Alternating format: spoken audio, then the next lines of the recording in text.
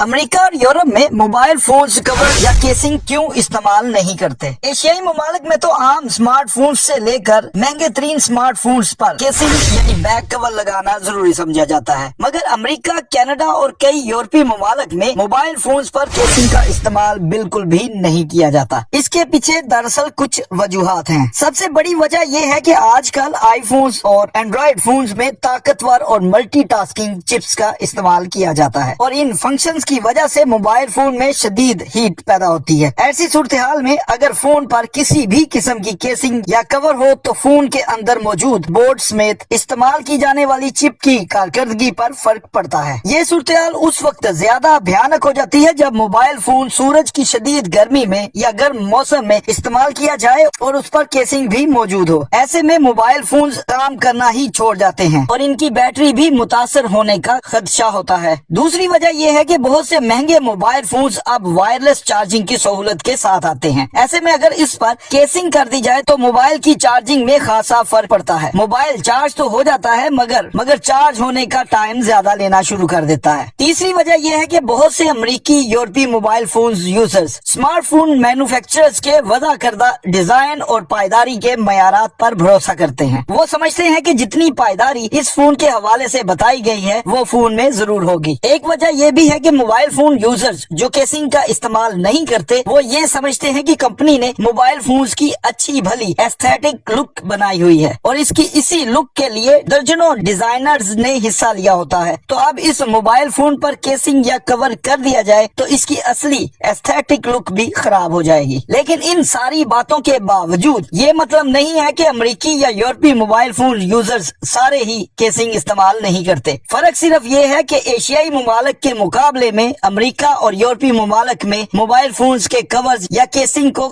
بہت کم استعمال کیا جاتا ہے۔